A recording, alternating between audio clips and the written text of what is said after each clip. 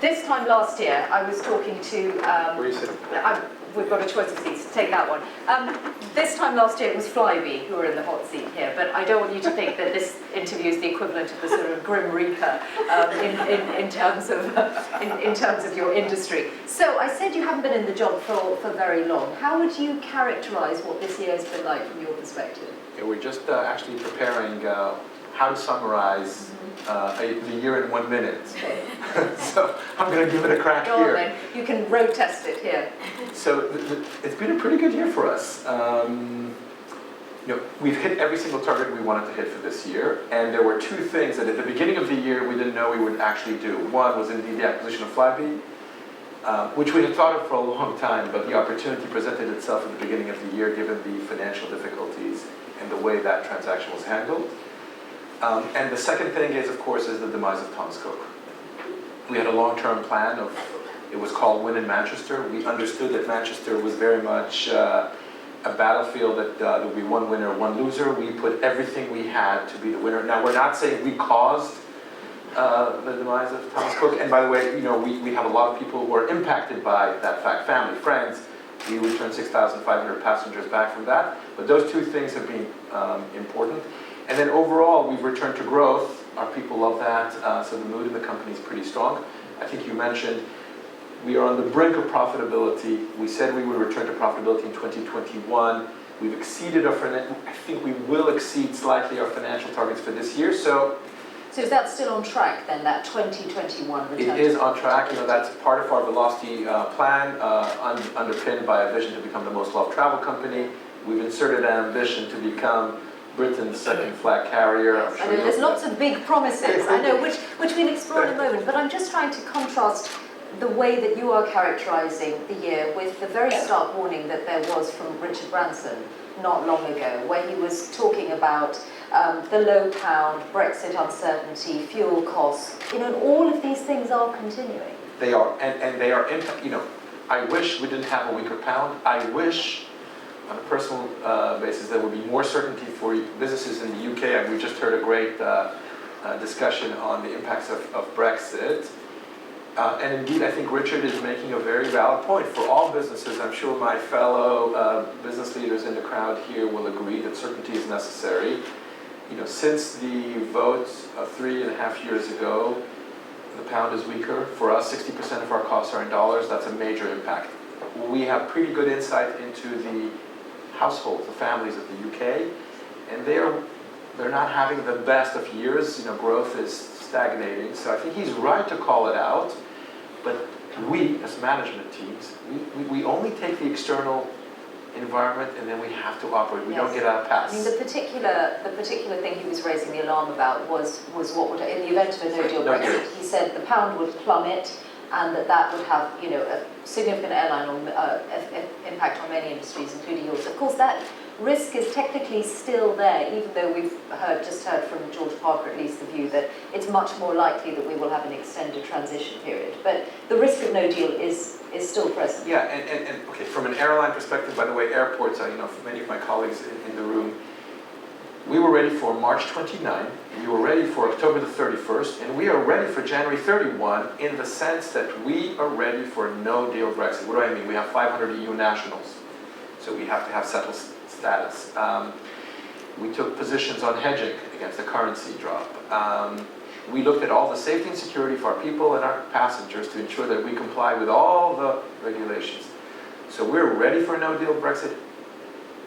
As a company, in terms of our risk register, the prospects of a no-deal Brexit seem very remote to us, but we are ready. Okay, but against that, you would say it's the Flybe acquisition, it's Thomas Cook's problems, and it's the transatlantic, or the KLM Air France Delta, which has only just been approved by US regulators. The final approval actually arrived on November the 21st. Okay, so congratulations. Thank you very much. So what changes now then?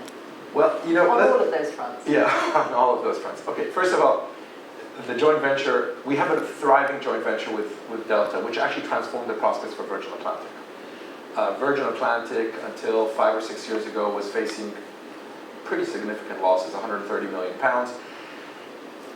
And I don't think had the prospects of competing. We have some very ferocious competitors who are well positioned I'm sure you'll talk about that at Heathrow and other locations. So the deal with Delta was a way for us to both join forces with the best run airline and of course create a thriving joint venture across the Atlantic. Expanding it, Virgin Atlantic now has we have a founding seat at the table with a $13 billion transatlantic joint venture, which we are a founding member of. So that allows our passengers to have a network carrier approach. So we're moving from a point-to-point, so where we only fly from one location and actually feed now, both in the US in 220 locations and about 300 in Europe overall. So becoming a transatlantic carrier with a network behind it, which Flybe fits in very nicely, and Manchester has become a very important hub for us over the last few years, even more so since Thomas Cook. So I think the fundamentals were there. If I can just say one thing,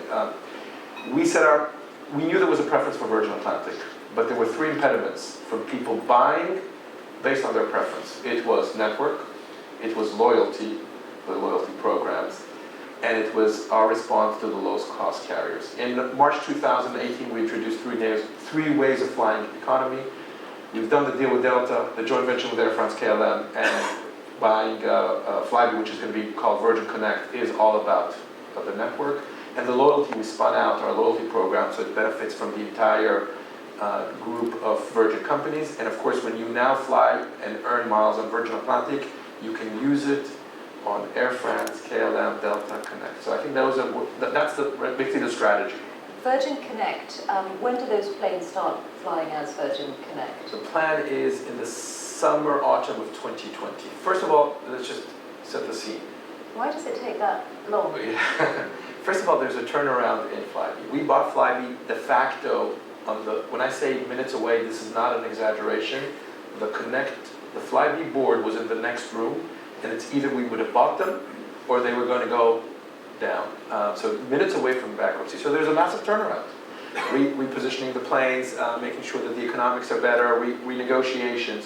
So first we stabilize the company, keep 2,400 people employed, and keep 8.5 million passengers flying safely. After you do that, you need to rebrand. Rebranding is planes. You can't do them all at once because they need to fly. So you can only do two a week. It will start in the autumn.